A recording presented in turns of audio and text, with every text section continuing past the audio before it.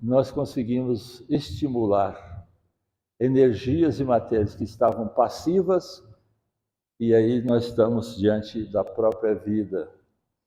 Então, esta mensagem, em silêncio, em uma das obras do Chico, o silêncio fala o quê para nós?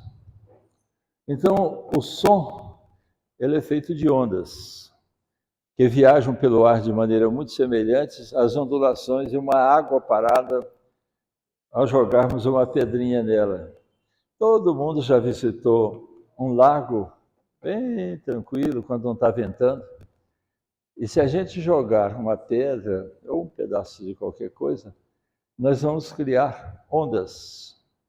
Toda agitação produz ondas.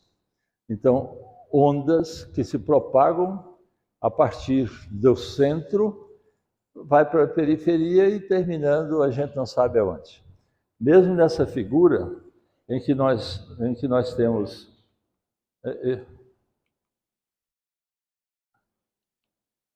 Mesmo nessa figura que nós temos aqui, o objeto lançado, inicialmente são ondas bem visíveis, depois elas vão se diminuindo. Onde é que vão terminar? Segundo os livros dos Espíritos, no infinito. Então as ondas na água se disparam para longe. Quanto mais se afastam, mais se enfraquecem. É isso que nós estamos vendo aqui. Que coisa, cadê você?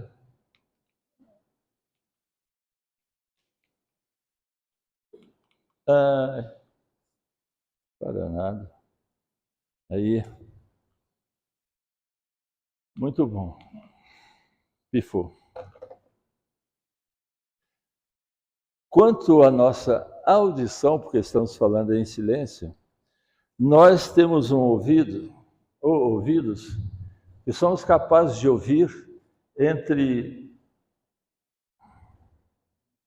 Que coisa, cadê esse trem? Pifou de vez.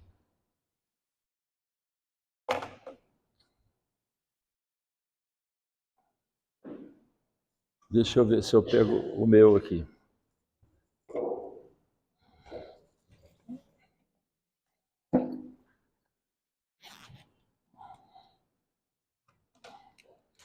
Também, se não tiver acabado a bateria, também tá bom.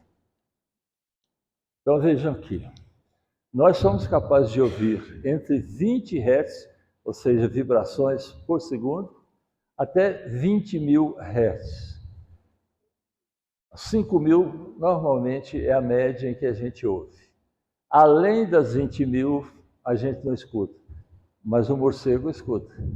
Aquém das 20 vibrações por minuto, os infrassons, a gente não escuta, mas a aranha escuta, o golfinho escuta além disso, e muitos animais escutam abaixo disso.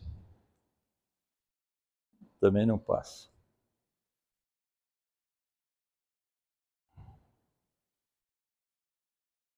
Ué. Então, quem quer silêncio absoluto, a gente vive dizendo isso, né? Eu quero ir para a praia porque eu quero descansar, e lá não tem nem barulho. Quando você chega, qual é o primeiro barulho que você escuta? O barulho das ondas. Daí um pouquinho você acha tão bom, relaxante, que você não escuta mais. Você passa a relaxar, não está nem ouvindo. Quando você presta atenção, ouve. Quando você desconcentra, não ouve. Então, quem que não quer um lugarzinho desse? Não é? Se vocês forem em Santa Helena de Goiás, já tem, tá? Alguma foto disso aqui. O lugar? Não. Essa mensagem está no livro Vinha de Luz, no capítulo 4. E quando fala em silêncio, em relação àquele ensinamento do Cristo que nos pedia que, quando a gente fizesse o bem, não ficasse tocando trombeta. Porque na maioria das vezes, quando a gente faz o bem, nós agimos como esse nosso irmãozinho da figura. A gente sai gritando, aqui eu sou bom. Vocês não se lembram A televisão em Anguera, uma vez, fez uma campanha ao vivo, no sentido de que recebesse doações para serem leiloadas e o dinheiro distribuído para famílias carentes. Um ex-governador, que eu não vou falar o nome dele, ele deu um Corcel, o mais veinho. O Corcel já foi o carro, né? Aqueles mais idosos se lembram que o Corcel era o carro que todo mundo desejava. Ele foi lá, ao vivo, fez a doação do carro. Depois ele foi lá e retirou o carro. Ou seja, para aparecer na televisão, ele doou o carro. Para todo quanto é efeito, ele tinha doado o carro. Só que, na verdade, só apareceu doando, mas não entregou.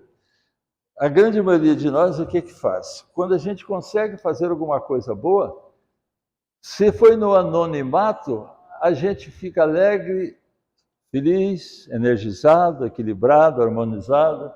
Mas quem não gosta de fazer e sair gritando, eu sou o cara, eu sou bom.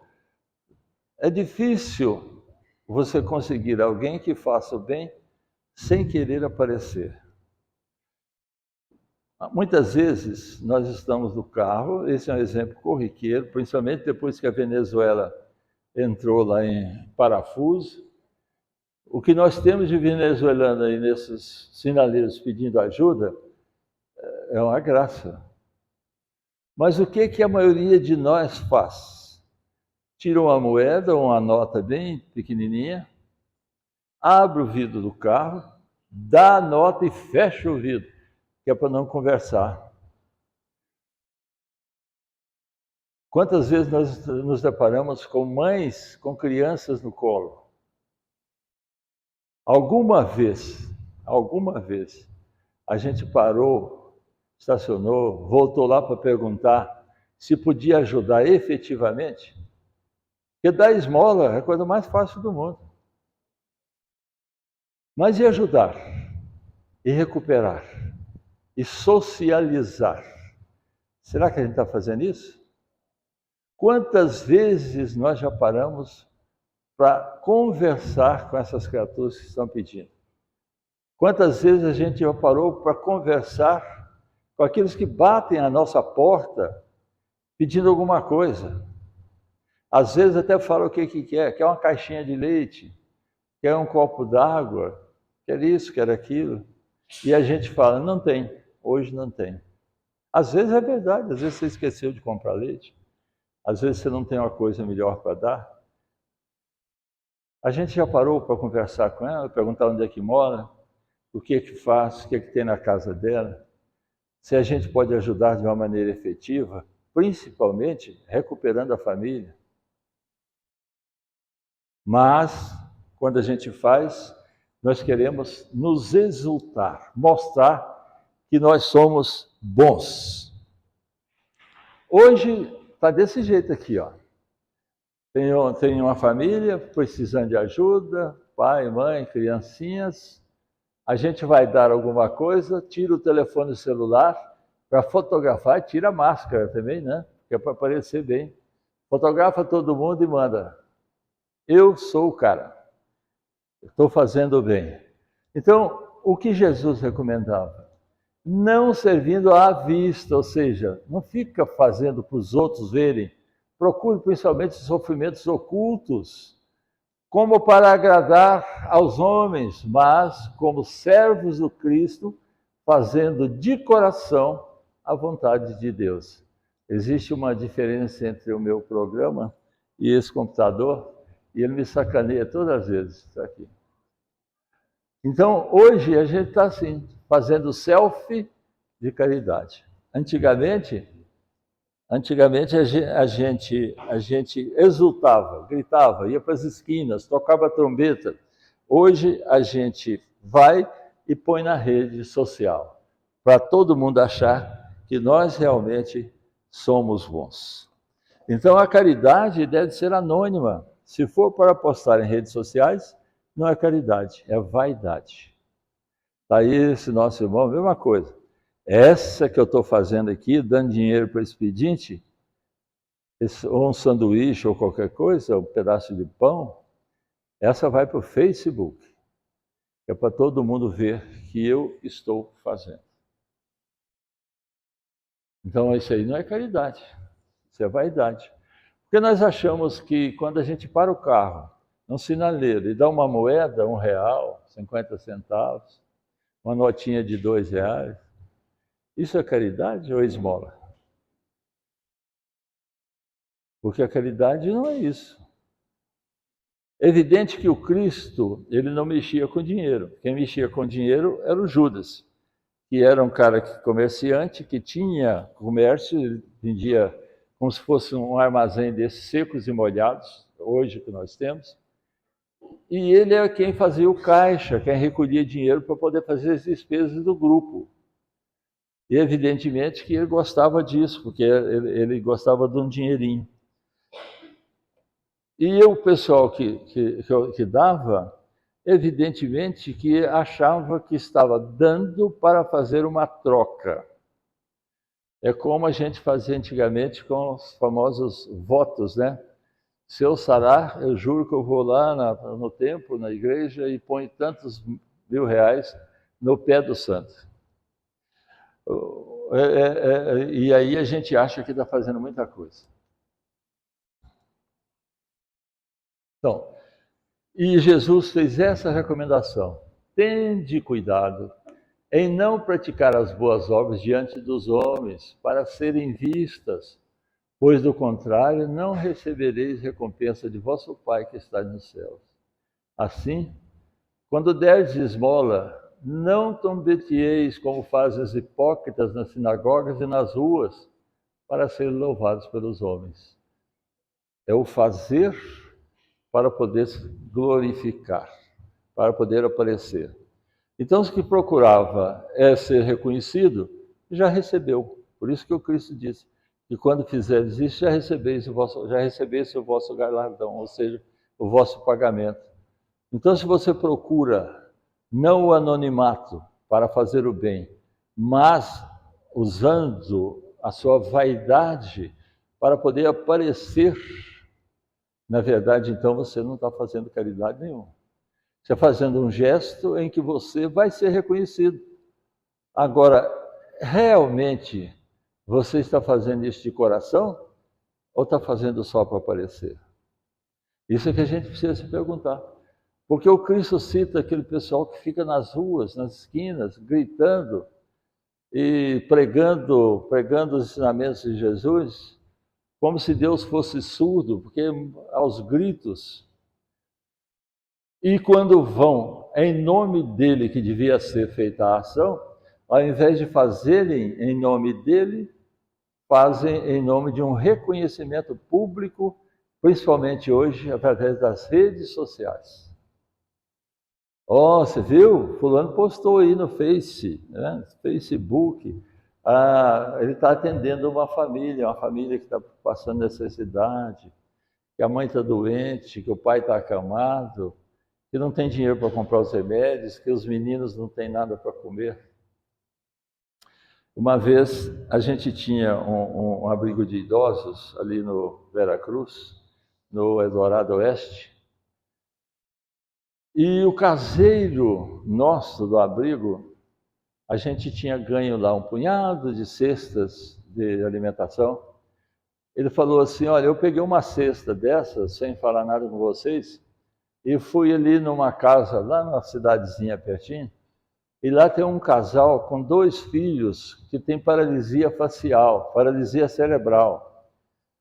E eles não levantam da cama, não conversam, todos deformados. E eu fiquei com muita pena daquela família e levei uma sacola. Então vamos levar mais outra para a gente ver. Era um casal desempregado, o marido de vez em quando fazia alguns bicos como servente de pedreiro, 2 jovens já na 16, 17 anos, todos 2 com paralisia cerebral, não conversavam, não mexem direito, com deficiência de movimentação. Eu olhava para aquele casal e pensava: Deus do céu. Aparentemente, eles estavam felizes com a missão que estavam desenvolvendo. A senhora, a mãe, disse para mim assim: olha, eu entendo que muita gente olha para nós e acha que a gente é doido por ficar zelando desses meninos, mas eu quero dizer para o senhor que dentro do meu coração não tem doideira nenhuma. Ela usou essa expressão. Dentro do meu coração tem amor para amparar esses dois até que Deus determine quanto tempo eles vão viver. O que nós pedimos a Deus é que a gente não morra antes, porque se a gente morrer, não tem nenhum parente que vem ajudar essas crianças. Não tinha parente nem para visitar. Esse é o sofrimento oculto que o Cristo chamou a atenção. Ao invés de ficar nas praças, batendo no peito, tocando trombeta, botando na rede social, a gente precisava e precisa ir atrás desses sofrimentos ocultos, dessas casas muito pobres, dessas residências pobres, normalmente na periferia, onde não existe o que comer todo dia, onde não existe o que vestir todo dia, onde não existe como pedir socorro, porque a grande maioria de nós é alérgica a ajudar aqueles que necessitam. Porque a primeira coisa que nós pensamos, nos perguntamos, falamos: esse cara é forte, por que não vai trabalhar? Será que ele não quis trabalhar? Será que ele não conseguiu a oportunidade de trabalhar? Será que nós não podemos ser úteis, ajudando com que ele se recupere, se ressocialize, arranjando um emprego compatível com aquilo que ele sabe fazer? Mas dá muito trabalho isso. E nós não temos muito tempo.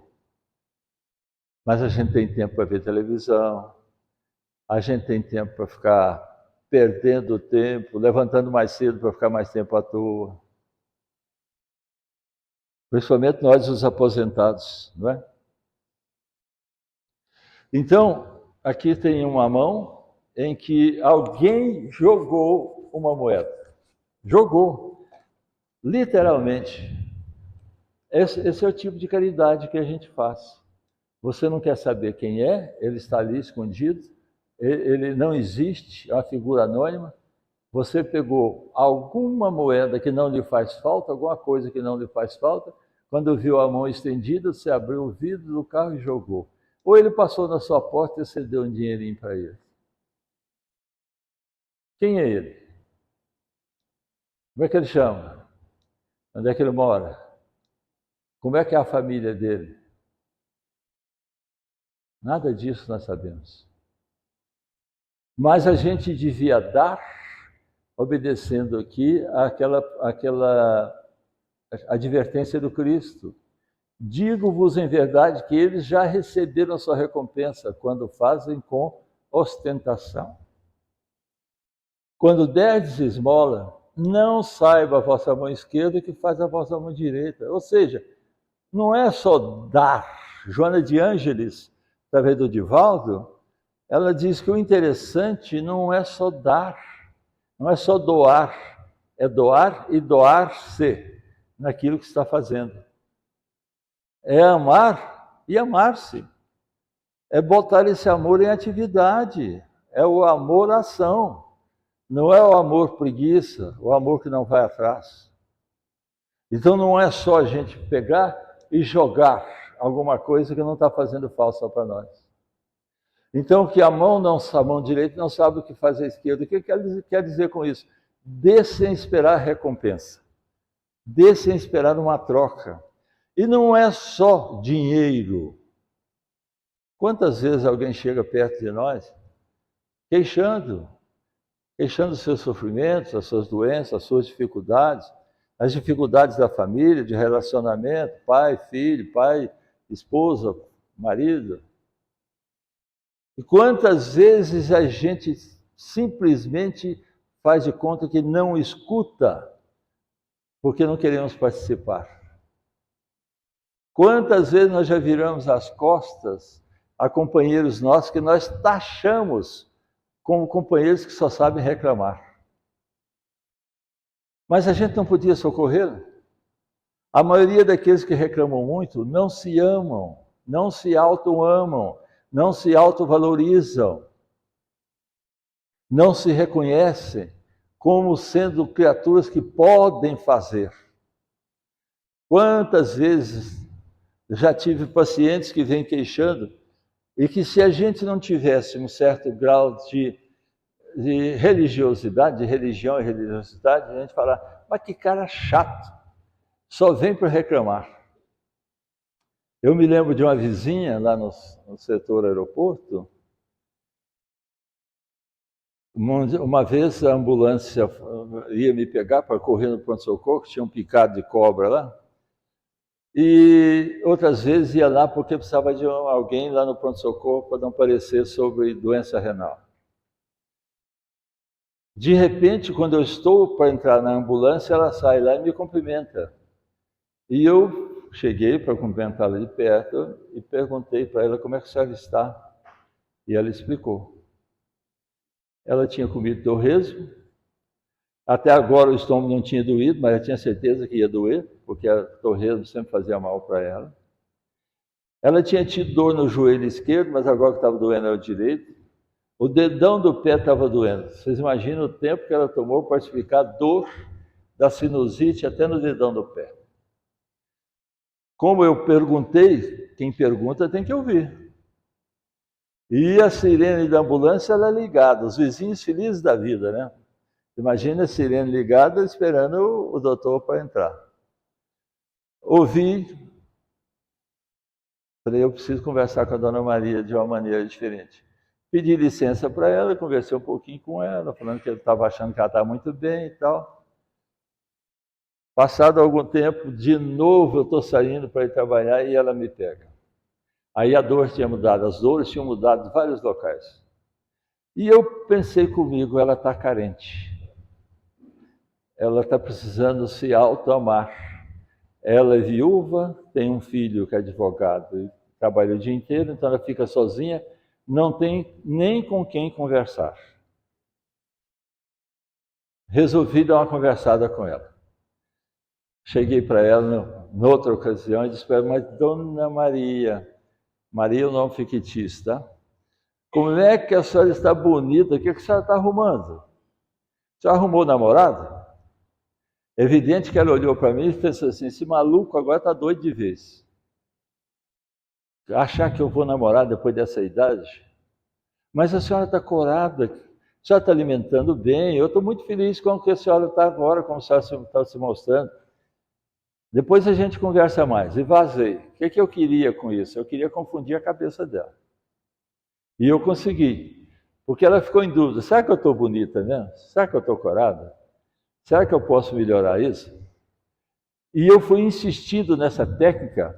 E ela começou não só a se arrumar, ela ia para o salão, já fazia as unhas, mexia no cabelo, passou a fazer caminhada na praça ali do avião com outras companheiras, mudou completamente a maneira de encarar a vida.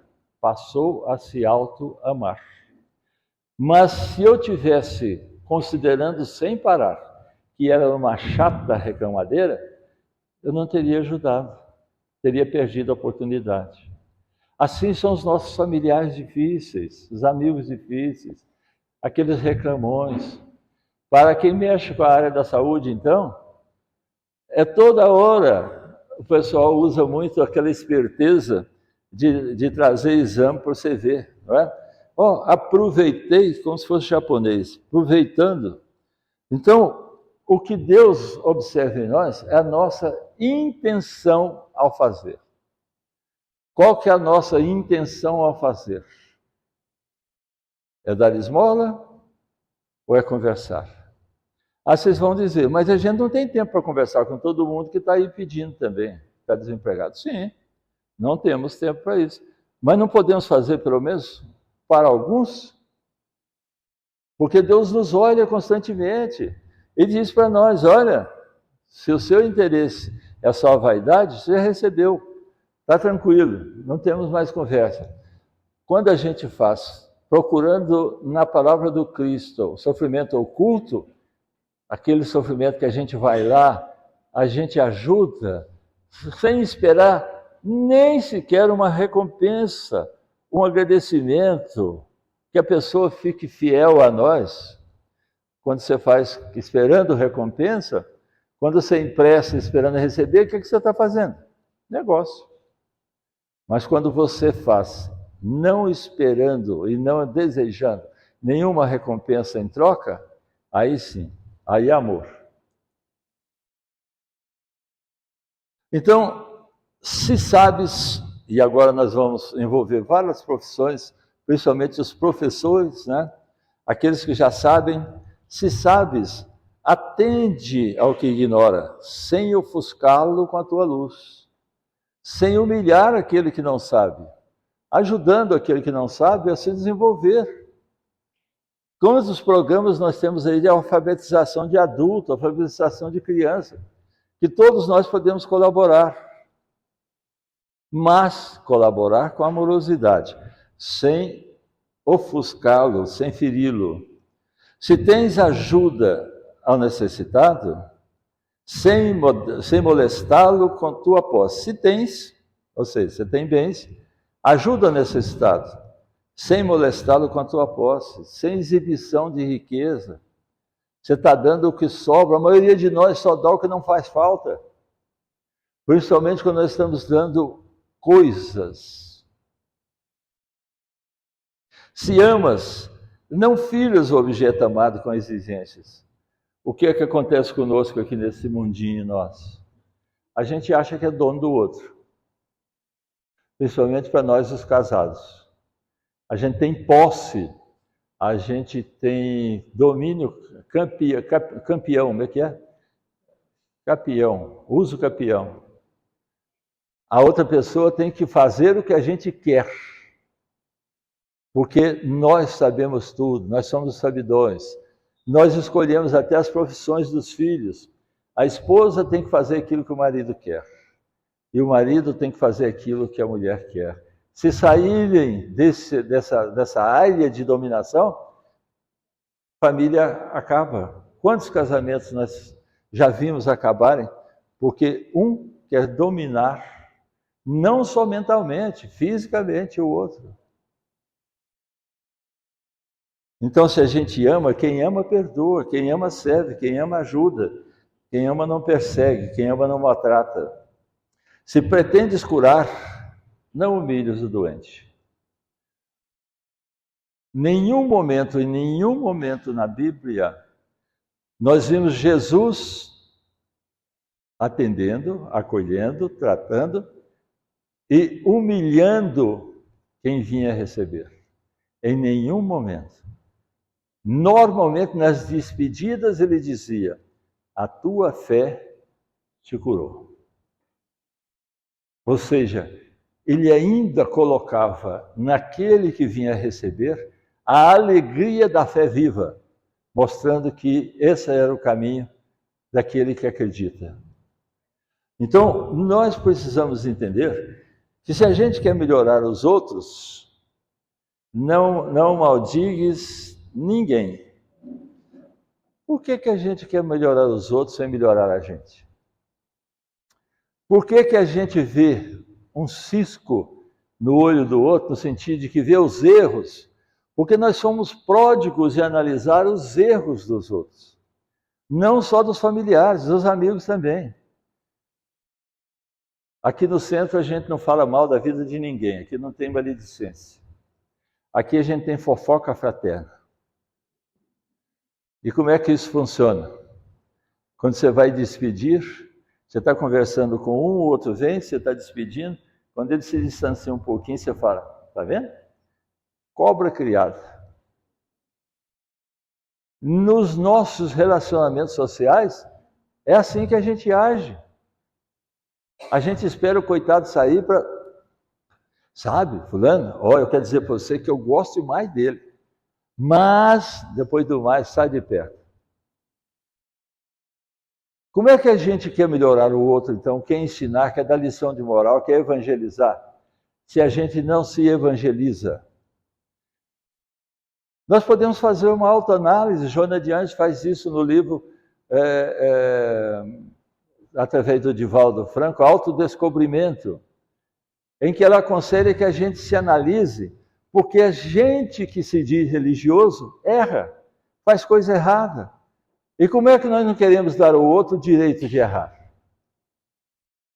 Como é que nós queremos que os outros todos ajam segundo a nossa determinação, porque nós sabemos tudo?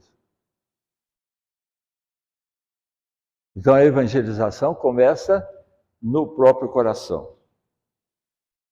Se ensinas a caridade, não te trajes de espinhos para o teu contato, não dilacere os que sofrem.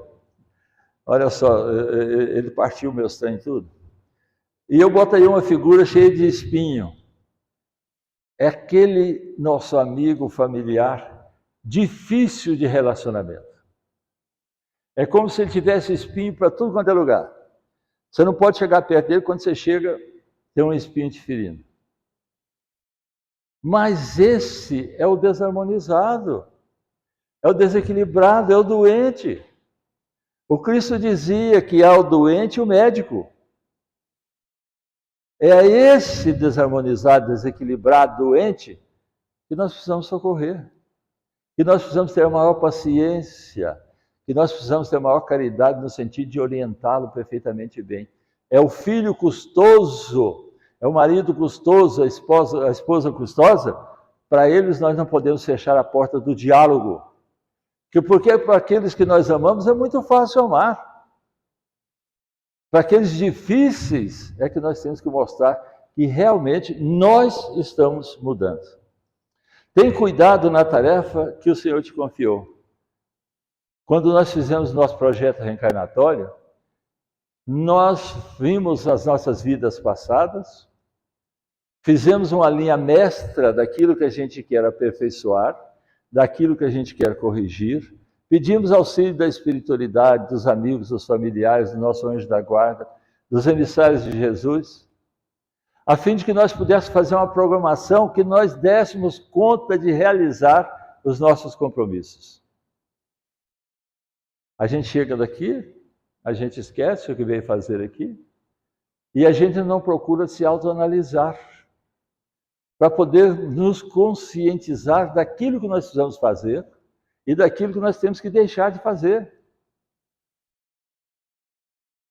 Nós fizemos a programação. Portanto, não é Deus que manda sofrimento para ninguém. Nós, na nossa fichinha reencarnatória, nós botamos: se eu não aprender a amar, que o sofrimento me alcance, que a dor me alcance. Porque quando a dor alcança, a gente pensa: para que essa dor chegou? E a gente passa a raciocinar naquilo que precisa ser modificado. Para que esperar ficar doente, muito doente, para poder começar a pensar num progresso espiritual, numa mudança de programa reencarnatório? Deletar aquilo que você não quer mais e aperfeiçoar, adicionar aquilo que você precisa fazer. É obra nossa, é responsabilidade nossa. É muito fácil servir para que todos vejam. Todos querem fazê-lo procurando o apreço dos homens. Difícil, porém, é servir as ocultas sem o ilusório manto da vaidade. É por isso que em todos os tempos, quase todo o trabalho das criaturas é dispersivo e enganoso. Enganoso em que sentido? Dispersivo em que sentido? A gente não está dando o óbolo da viúva. Aquela coitada chegou, ela estava até com fome, ela deu daquilo que ela não ia ter mais para sequer comprar um pão para comer mais tarde. Nós estamos dando novamente daquilo que não nos falta, não nos vai fazer falta. Mas nós fizemos um programa reencarnatório compromissado com espíritos amigos, familiares, espíritos em nome de Jesus, que nos avalizaram, tendo Jesus dito e perguntado para nós: você dá conta do que você está programando? Dou. Então eu te apoio. Nós estamos aqui com o apoio do Cristo, em nome dele. E precisamos então demonstrar a nossa atitude ativa diante da confiança do Cristo. Tu, porém, meu amigo, aprende que o servidor sincero do Cristo fala pouco e constrói, cada vez mais com o Senhor no divino silêncio do Espírito.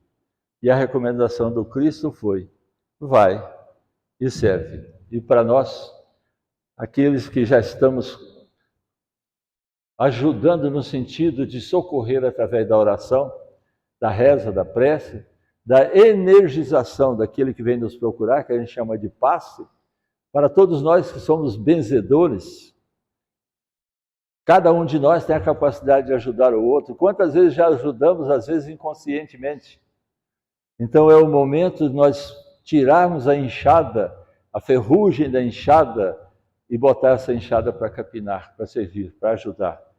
Porque existe muito sofrimento, muita dor, muita depressão, muita doença, e que precisa de nós, de cada um de nós, principalmente no sentido de acolhimento.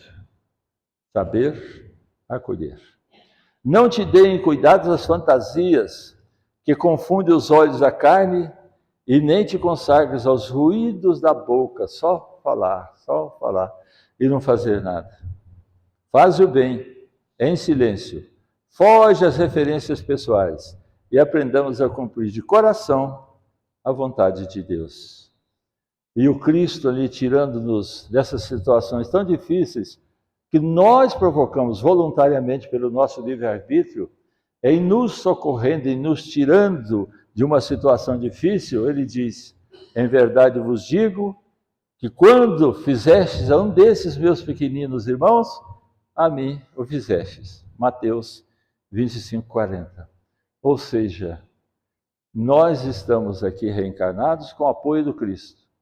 Em nome dele, nós temos que ajudar aqueles que estão sofrendo. Em nome dele, socorrer aqueles que estão em padecimento, que estão doentes, que não estão conseguindo vencer as próprias dificuldades. Cabe a nós ajudar em nome do Cristo. Não é só dar moeda, não é só ir lá na rua e perceber um pedinte que está às vezes com frio, a gente dá um cobertor. Isso é importante, é muito importante, mas não é só isso. Não é socorrer, é ajudar. Tem uma escola aí que botou essa placa: dar esmola não ajuda, não dê esmola, dê oportunidade. A ressocialização. O serviço social nesse momento é extraordinariamente bem feito. Você veio lá, tem a dificuldade? Como eu posso ajudar? Lembrando de Paulo, na estrada de Damasco, quando percebeu o Cristo, genuflexou-se, reconheceu que a sua missão era outra, não era perseguir cristãos, era pregar para cristãos, e disse ao Cristo: o que queres que eu faça? Colocou-se à disposição dele. E cada um de nós precisa ter esse momento diante de Cristo, nos colocarmos diante dele e perguntar: Senhor, o que queres que eu faça? Então, meus irmãos, comodamente, eu vou fazer umas sugestões e vocês vão me acompanhar. Aqui, em cima da nossa casa, tem um hospital. E nós socorremos, já por origem de trabalho, a muitos drogaditos desencarnados, que estão internados ali em cima. Muitos doentes com câncer, que estão internados ali, espíritos internados ali no hospital. Então eu vou sugerir para vocês, que vocês vão ficar em silêncio profundo. Vamos sair dos nossos corpos, vamos perceber a nossa saída dos corpos, numa contagem simples de 1, 2, 3. Em ordem, em fila indiana, nós vamos subir a escada, vamos nos deslocar lá para esse hospital, onde muitas enfermarias estão lá lotadas com aqueles pacientes, precisando de energia, precisando de doação de amor, de transfusão amorosa. Vamos nos encontrar com o Espírito responsável pelo hospital, que vai pedir a cada um de nós oração, foco na oração, pedindo a Jesus que os seus emissários possam recolher de todos nós as energias amorosas mais profundas, do fundo do nosso coração, E essas energias de cura, de alívio, vão serem transfundidas àqueles pacientes, harmonizando aqueles pacientes, ajudando-os nesse sofrimento terrível do desencarne em situação de drogadição. Vamos doar essas energias em nome do Cristo, pedindo a Jesus que nós possamos ser úteis nesses tratamentos.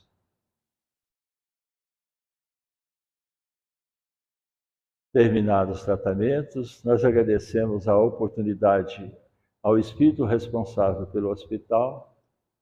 Vamos descer a escada, vamos voltar aqui para o nosso auditório, cada um chegando diante do seu corpo e sentando-se no seu colo, acoplando-se ao seu corpo, se ligando ao seu corpo. Agradecido a Jesus pela oportunidade de servir, agora nós vamos pedir a Jesus que nós sejamos abençoados também através das energias que vão ser doadas pelos médiuns.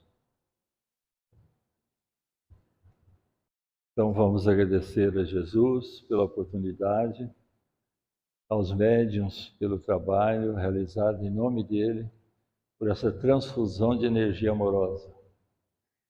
Levemos os nossos pensamentos e peçamos a Jesus para que essa noite, no desdobramento natural do sono, que nós possamos nos reunir com a espiritualidade bondosa, amiga, a fim de não só estudar, aprender, mas principalmente servindo em nome dele, nosso guia e nosso modelo. Que Jesus nos ampare hoje e sempre. Muito obrigado por estarem aqui, meus irmãos. Boa noite.